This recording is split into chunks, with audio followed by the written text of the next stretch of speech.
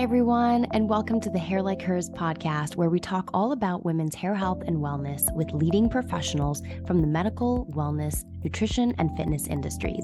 I'm your host, Shab Kaspara, NYC celebrity trichologist and hair health expert, and the founder of Leona.co, the first retail platform matching and guiding women with the best hair growth solutions from around the world. Wherever you are in your hair and health journey, you can be rest assured there is something for everyone on this show. You can follow me at Shab Hair Expert on IG, TikTok, and YouTube. Please show your support by sharing this show with your friends and family or leaving a review on whichever platform you're listening from. Thank you for being here, and I hope you enjoy the show. Hey guys, super exciting news to share with you all. I can finally say that Leona is launching this winter. Leona is the name of my online retail platform for women's hair growth that will educate and match you to the best hair products and devices from around the world. We are talking multi-brand, all the best brought onto one platform. I have put nothing but hard work, research, and engineering into the site to truly simplify not only the retail experience for you, but your actual hair growth journey itself. I will talk all about it in my next podcast, so stay tuned to learn more about how Leona will change your hair and your life. Be sure to sign up right now for pre-launch access giveaways. Just go to leona.co and I will keep you posted. Looking back on all the topics and info from the past year on this show just blew me away.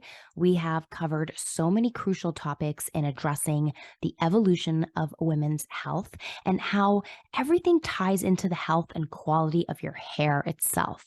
We jam-packed each episode in with so much information that it can be so overwhelming. With each episode, I've tried to basically make the most of my amazing guests' time and to bring the most value to my listeners. Your overall levels of health and wellness are just waiting for you to act on them and to tap into all the ways you can enhance and improve everything you've got. As a way to deliver the most crucial bits of information, I've gathered the most vital snippets from the top 4 episodes of 2022. Let's begin with the postpartum episode. We talked all about postpartum hair loss with registered dietitian and nutritionist Lily Nichols on how to manage and prepare for postpartum hair loss. This episode was the most downloaded episode. It completely blew everything else out of the water. I was really proud of this one, and I was so proud of having Lily Nichols on the show. Let's take a listen at the first clip from this show. Hair is probably like the last priority of your body, right? Always. So if like Always. you're going to use exactly. So if you're going to use all that collagen for all these other internal tissues and you don't have enough left for your hair, you're probably going to have, some problems with this. So traditionally, a lot of the You just said, postpartum, like you just yeah. said, like that's just what I wanted to hear is that there's all this stuff that's trying to repair. Your body's trying to go through this entire process to restore things. And then your hair is lucky if it gets any of the attention. This segment here that we were talking about, collagen in particular, I think is just one of the most crucial topics when it comes to postpartum hair loss, where women fail to realize that, yes, your body is trying to repair itself and then it needs so much more, but your hair is the first thing to get neglected. So I think the biggest takeaway from this whole episode was how much more it takes for you to incorporate into your diet, how much more you need to ingest and be able to nourish your hair enough so that, yes, your hair will fall out postpartum, but that when it does grow back, you have to be so cognizant of the efforts that you put into your everyday dieting to make sure that your hair is getting enough to be able to grow back its best, instead of having to experience the hair fall. And then after a year to 2 years later, when you can say your hair's been completely replaced, that it's not lower quality hair and that you're not dealing with finer looking hair, but that it's actually thriving. And I just think that this was such a huge takeaway. Let's take a listen at the second clip from this episode. How would you suggest easing into postpartum hair fall through better nutrition? Yeah. So I think one of the most important things is getting your protein needs met. And I'm sure you work a lot on that with your clients. So first of all, a lot of the micronutrients that are required for healthy hair, like a lot of our minerals, our iron and our zinc, some of our fat soluble vitamins like vitamin A, copper is another important one for like hair color. Those are actually all things provided in high amounts in omnivorous sources of protein. So if you're getting enough protein, you're probably going to hit all the micronutrient requirements for healthy hair, first of all, and a lot of the micronutrient requirements for healthy thyroid function. But there was actually a really interesting study that came out looking at postpartum protein requirements. So, in this clip, we were talking about how important omnivorous protein is. And this is talking about animal protein versus a diet that is vegan or vegetarian. And I can tell you from personal experience that I've had clients who either were vegan or vegetarian for many years, and the majority of them have struggled with really weak, really brittle, finer hair. And I hate to make a generalization, but I can only speak anecdotally with what I've seen within my own experience and within my own clients. You would have the rare circumstance where somebody actually still had gorgeous hair and they haven't touched animal protein for a very long time. But I would find that that was specifically somebody who was really on top of their diet and that they were having such a variety of different types of plant protein and that they were getting enough for what their body required to grow healthy hair. But everybody does need something really different. And it is a case by case situation. But I've also had clients who were once eating animal protein and then began a new diet and switched to veganism or vegetarianism. And I would notice their hair changing from, 6 months out to 1 year. And we take a look and we'd just be like, what the heck just happened to your hair? And this was like early on before I even knew about these connections or I understood diet and the relation to your hair. But then it was just a matter of, you're not getting all the necessary nutrients and minerals required for your body specifically to grow the best hair. I've had a couple of these specific clients get on heavy supplementing, getting things like vitamin B12 that you can't get from your plant-based diet, right? It's not possible. You're not going to achieve that without eating some kind of animal byproduct. So they start supplementing with B12, and even that alone would make a huge difference in the quality of your hair. And you could notice these changes quicker on men or women with shorter hair just because you notice the hair growth so much more than somebody with longer hair. It takes a lot longer to actually notice the difference because the hair that you feel that's long, that's touching the shoulders or that's, towards the ends has basically been there for a really long time. So it's someone with short hair that cuts their hair very frequently and keeps it very short that you notice the changes coming in. So diet is absolutely major. And I can't stress enough that if you are struggling from weak, brittle, dull looking hair, fuzzy looking kind of hair, lacking the moisture and lacking the right nutrients, take a look at your diet and see how you can enhance it. I'm not saying become, an omnivore again, but, Lily recommended 30 grams of animal protein per meal postpartum. So she was stressing how important it was to eat way more protein than you normally would after you've given birth. That's when your body's trying to repair itself. That's when it's trying to restore everything. And so it's going to need a lot more help from you. Let's get to the second most popular episode of 2022. This one was all about skin and scalp eczema with registered holistic nutritionist Abby Tai. And we talked about what to use and lose for relief. I have a couple amazing clips from this episode for you. Abby is, of course, a specialist in eczema. She has her own line of skincare products that help, soothe and get through eczema. Quite an amazing line of products. She did send over a whole kit to me, and it's just natural, clean, really gentle, really moisturizing, a yummy skin balm, amazing bath salts, all the right things that you need if you suffer from eczema. I do myself, actually. So this was super helpful. Take a listen at clip number 1 from our episode with Abby Tai. Something really interesting too, like you were talking about detox pathways, and let's just chat about this for a second because this was major for my life.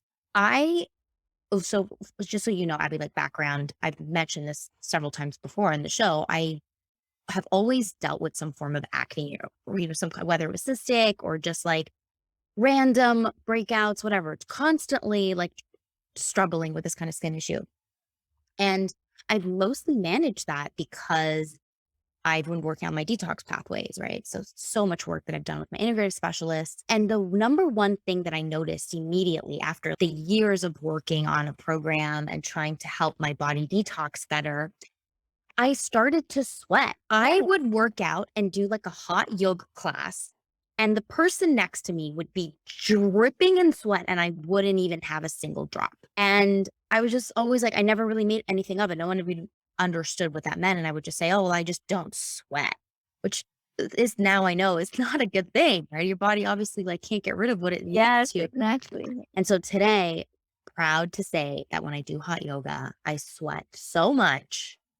Amazing. And I remember the first time I actually noticed it, I had never experienced anything like that. And I was so happy because I knew what it meant, because I knew my body was getting rid of toxins, which like we don't want to hang on to. And so I was wondering like, what the heck was my body doing with this before? Yes, we actually see that a lot. A lot of our eczema clients are not able to sweat properly. And actually, the same thing happened to me as well. It was only until I started working internally in my body where the same thing as you, I was finally able to sweat and I was so happy. So I feel you and what you've gone through. This was truly such an interesting revelation for myself, learning about how our detox pathways are so backed up. Anything can be, your liver can be overworked from drinking alcohol or, the environment you're exposed to, the toxins that are entering your body, whether it's from your food, your air, or your water. There's just so much that our body's trying to process. And so if your detox pathways aren't clear and your body can't get rid of what it has to, then it lingers. And that's when it starts to manifest into much worse issues. And heavy metal toxicity is a major cause of hair loss. And you'll find a lot of traces of heavy metals in your blood very easily, and you wouldn't even believe where it can come from containers, from certain food products, from certain seafood that we're eating, and it just all starts to kind of accumulate. So I've been through this crazy journey, and I can't stress how important it is. Like lymphatic drainage really helps you, sweating really helps you, just to focus on making sure that you can actually get rid of what your body is meant to get rid of, to get ahead of any kind of skin and hair issues. Let's take a listen to clip number 2 from Abby's episode. Let's talk about that. Let's jump into, what causes these outbreaks, whether it be on the scalp or the body. What is causing this eczema? Yeah. So let's talk about seborrheic dermatitis specifically. So one of the big reasons why seborrheic dermatitis happens is actually due to an overgrowth of a yeast called Malassezia. And this yeast actually feeds on the sebum on the skin. And so that's what can cause it to eat up a lot of the oils on our skin. And it can cause that dryness to happen, that flakiness to happen. And so we usually have a normal amount of yeast on our scalp and even on our face area. But when there is an overgrowth, this is when our skin can start to get out of balance and the skin pH levels can get out of balance as well. And so because of this can cause those flare ups and this can cause the dryness, the redness that you see. I love this clip so much because it's explaining how important it is to keep a balanced scalp environment. And I can't stress this enough. If you are somebody who neglects your hair or your scalp and may be taking too long between shampoos and thinking that it's okay because my hair still looks fine and maybe my scalp is getting oily and maybe just flaking here and there, but I got it under control and I'm using dry shampoo and it's all kind of managed and it looks fine. I just want to explain something. It's really hard to know in a lot of cases if your scalp is actually imbalanced or not. A lot of people don't realize what their scalp should look and feel like under healthy circumstances. And so this is when I say, if you do happen to neglect your scalp and you are seeing a lot of redness, a lot of flare-ups, a lot of itchiness, a lot of flaking, excessive oiliness, you need a product that's going to help support your hair. You need something that will cleanse a little bit better than your daily shampoo, because shampoo is not formulated to deal with a lot of buildup. Shampoo is supposed to be gentle. It's supposed to be used, if not daily, every other day at least. So if you need something supplemental, make sure you're using a clarifying shampoo, a detox shampoo, a purifying shampoo, these products that are made to be used once a week or once every other week, just like the exfoliant for your face. I can't stress that enough. Let's take a listen at the third clip from Abby's episode where we are talking about what to use and what to avoid to help manage eczema flare-ups.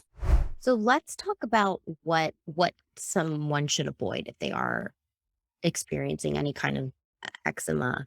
What foods to avoid, maybe types of creams, body washes, like outside of resetting what's on the inside, what should one avoid? Yeah. So in particular for seborrheic dermatitis, because the overgrowth of yeast on the scalp and on the face is malassezia, one thing it does love to feed on and love to eat are oils. And so it just loves oils. And so whenever people give recommendations to put to oil cleanse or to just put, like, for example, coconut oil on your face or olive oil has been shown to break down the skin barrier, by the way. So it's not an oil we typically recommend. Wow. Yeah, but even things like coconut oil, it's something that can feed the malassezia because it does love the oil. And so one thing that we want to add in are antifungals. And so just adding some natural antifungals can help. So for example, things like tea tree oil can help, rosemary hydrosol, that can help too, just adding that on the scalp too. Also things like neem oil can be helpful too. So basically adding in antifung to help kill some of that overgrowth of yeast. Next, we are going to touch on our next popular episode of 2022. This one was all about weight loss without hair loss. And we talked about how to safely and effectively reach your diet goals with functional medicine health coach and psychotherapist Jill Bunny. Yes, we're talking psychotherapy. We get into the psychology of dieting. We get into these pitfalls that we fall into, why we choose to approach our diet the way that we do, how commonly we have these certain approaches, and how everybody can relate to kind of how they've tried to manage their diet. This is such a unique conversation about diet. This is about finding out who you are, who you want to be. What does, for example, who is Shab? What does she like to eat? How does she like to eat her breakfast? When does she like to eat it? What foods does she enjoy? Like, what will she cut out? Like, this is how she talks to people and how she helps you, like, really identify who you are. Not about, I'm not going to eat this and I'm not going to eat that and I'm going to restrict all these foods in my diet. I just don't think it's a healthy approach. And Jill really helps us see this new perspective on how to approach your diet in a healthy way. Because at the end of the day, we want to be eating right. We don't want to neglect our overall health, and we don't want our hair, most certainly don't want our hair to be falling out and thinning out as a result of our neglectful diet. Take a listen at a clip from our episode with Jill Bunny. So what's one thing that you can tell people? Like if somebody right now is like about to like start a diet or they're on something restrictive, what's something that we can help them with that at least they're being healthy to a certain level where, you know, they're not going to shock their body to the effect that their hair is going to want to fall out? Well, you just say first, if they say it's restrictive, that, it's a crazy diet, that's an answer. And I usually just say, if you had a daughter, would you think that is an appropriate diet to be on? Would you want her and say, yes, like I'm fully supporting you to go on this diet? That is a simple question, because if they're like, yeah, I would, then it's not restrictive and crazy and their hair would be fine. But if they're like, you know what, I'm hesitating, it's saying, okay, if you wouldn't allow your daughter to do it and you wouldn't support that, why are you doing that for yourself? And it's that like, okay, yeah, I wouldn't do it, but I still emotionally want to lose this weight. And that's an emotional part of the brain. But logically, we know from a logic standpoint, we wouldn't do this, and we need to honor our 2.0. And from that, it's saying, okay, whatever is restrictive and at what percentage of restriction are we willing to do? Because at the end of the day, we want to be able to do it long term. I think one of the most amazing things that I learned from Jill was the fact that she calls it your 2.0 self. So there's the person who you always knew that always tried to follow certain diets and lifestyles, and maybe you have tried many different ways of approaching that, and it, you haven't really found the one thing that sticks. Your 2.0 version is it comes from such a place of self-care and self-respect, and also, learning from all your experiences and coming up with something realistic that you can stick to long term. And I love this because it resonates with hair care. Somebody who wants to start a hair care journey and wants to see the change with their hair, I wish it was as easy as, hey, do this for a couple months and your hair will thrive and you'll be so happy and that's basically it. But it never is that easy. The body is so much more complicated than that. Hence why, we're putting all this work in. So when you find a routine that is realistic, and this is why I get to know people before I put them on this like regimen of products and protocols, I understand who they are, and one important question is, how often do you wash your hair? Are you washing it daily? Are you washing it once a week, every 10 days? Like, just tell me what you do and I will come up with something that will work with who you are, because we're not going to change these habits that we've developed over the years. I don't think it's realistic professionally. I don't believe that that's the way you help people attain their goals and, achieve the results that they've always wanted. It's not about, okay, well, you're just going to have to scrap everything you've ever known, all your habits, all your routines that you've adhered to over the past, however many decades. Instead, it's let's be real with what we're dealing with and let's work around that. How can we keep you as who you are, but put enough kind of,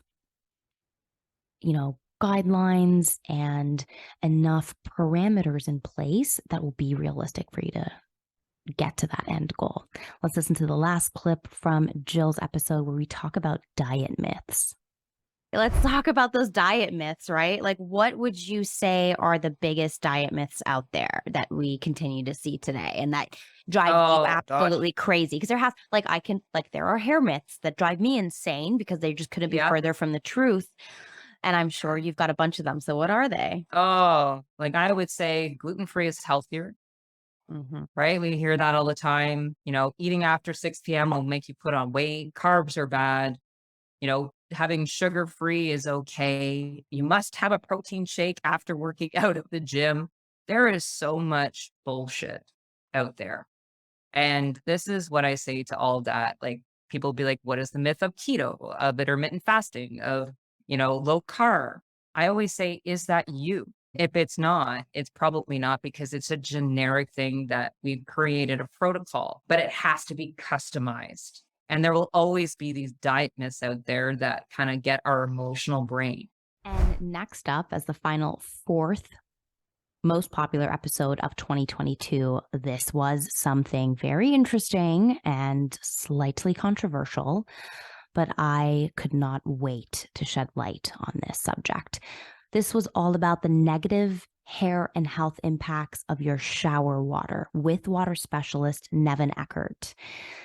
There's a lot to learn from this episode. This is a subject I care very dearly about. I have so for many years, been really careful with the water that I consume. New York State water particularly isn't exactly the cleanest water. And we are talking very fine trace amounts of contaminants in the water that the municipalities will overlook because they won't kill you in one day. They're not going to cause major health impact in a short period of time, but it is proven how over time the contamination in the water and the toxic buildup will eventually do harm to you at some point in your life. So without sounding too drab, without getting too dramatic here, let's listen to clip number 1, because we're trying to talk about how important it is to shower with clean water because of the contaminants that end up in our water by the time it gets to our homes. That these can affect your scalp condition, they can affect your overall skin, they can affect the quality of your hair. And well, we shower every single day, so that exposure over a long period of time really does have a major negative impact. Let's take a listen at our first clip featuring water specialist Nevin Eckert.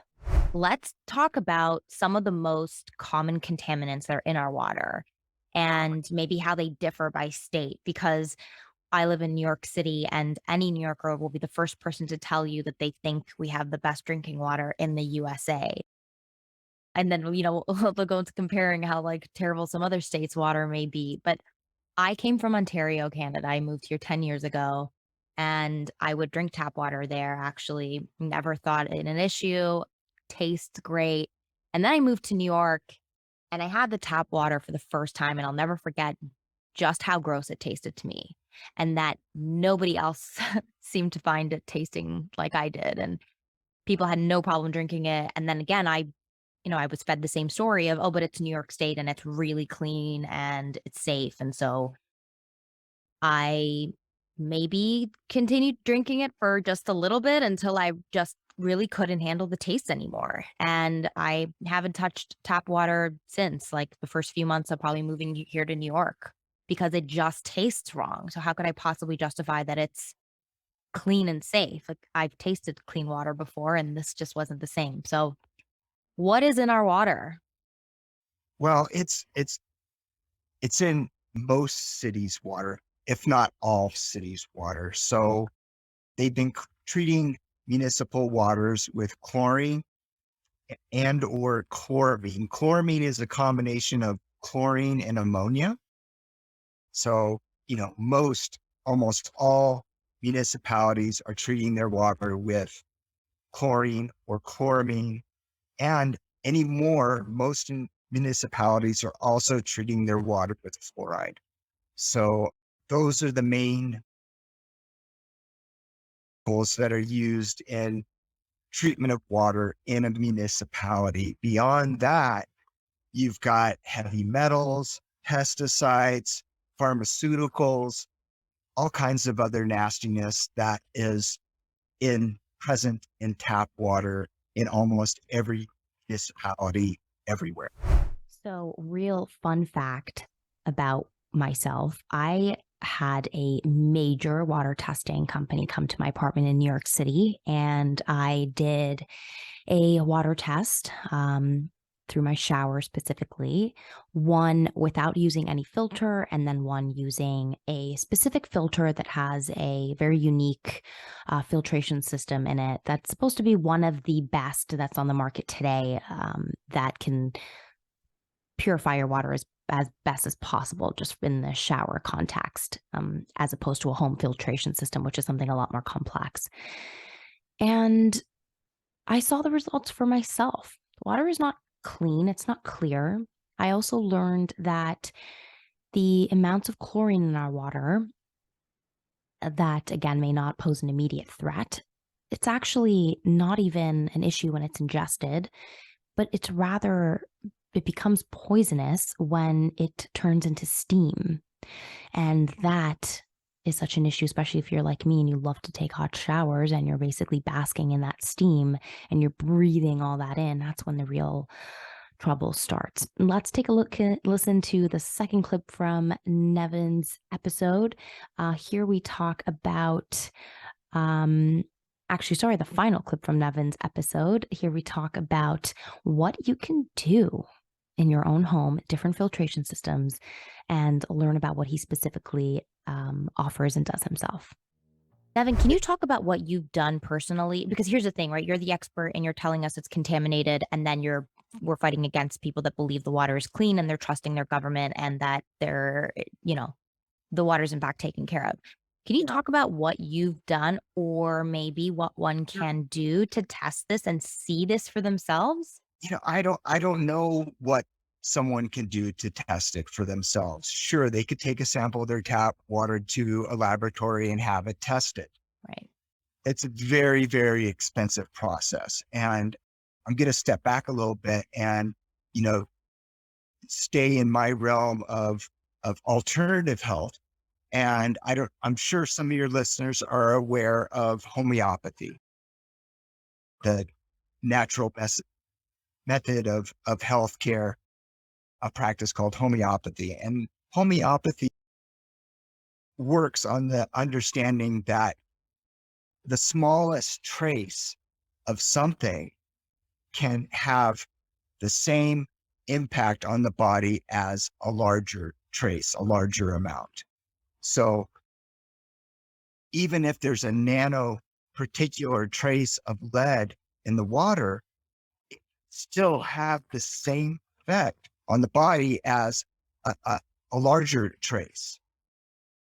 So, from a homeopathic perspective of looking at our water, our tap water from a municipality, it's really, really bad because those traces of everything are present in the water. And that's really, having a significant impact on our health and well-being. Another thing that I'd also like to say is, our conventional health institution, in my perspective, in my research, and in my intuitive sense of things, really cut short our potential of health and vitality. Okay. We have a vastly greater potential of health and vitality than what conventional allopathic medicine wants us to believe. Okay. So that kind of connects directly to, what's happening with our tap water and the water that we're drinking, and the idea that drinking tap water is a good idea. You are somebody that knows all this information on water. Will you run us through what your life looks like? What are you filtering? What steps do you take to protect yourself from water? What is your home like when it comes to water consumption and use? Give us a picture of what that's like. Of course. Well, I have my custom drinking water system with all the bells and whistles underneath my kitchen sink, for starters. So that goes beyond filtering. And one really important technical thing for your listeners to understand is filters only reduce contaminants. They don't remove them entirely. In order to remove contaminants entirely, you have to have purification equipment. So my custom drinking water system starts with a state-of-the-art purification component that takes the water down to a laboratory grade purity. So that means that water is more pure than distilled water. It's more pure than reverse osmosis water. It removes all traces of all contaminants, cysts, protozoas, viruses, parasites. Everything is being entirely removed from that water to make it a laboratory grade purity. Then the water is transformed and enhanced into a living mountain spring water quality. For my shower, I have my shower filter. I just rent my home, so I don't have a whole house system where I live. I have my shower filter with its energizer to address the energetic quality of my shower water. Okay, you guys, well, that does it for this roundup episode. I hope you liked this recap of the top 4 episodes of 2022. Just you and me. I appreciate any of your feedback to help grow this podcast in the best way. So feel free to DM me on IG or comment on the YouTube videos of all the episodes. You can find all the links and ways to connect with me or how to watch or listen to this episode in this episode's show notes. I want to thank you for listening and for supporting the show. I hope you too can look back on the past year and just count all the little blessings in your life. I love to take a moment to recount as many as I can in order to reflect positively on the past year and enter the new year with even greater conviction and an optimistic perspective. I like to list all the beautiful things I look forward to in the new year and keep them top of mind for my why, and to practice gratitude and attract even more abundance of health, wealth, and happiness in the new year. And I wish nothing but the best for you. Thank you so much for listening. If you like what you've heard and you can think of a few other women to share this podcast with, please do leave me a quick review in whichever platform you're listening from. And if you have any recommendations or comments, email me at grow@hairlikehers.co or follow me at hairlikehers podcast on Instagram. And don't forget to subscribe so you don't miss an episode.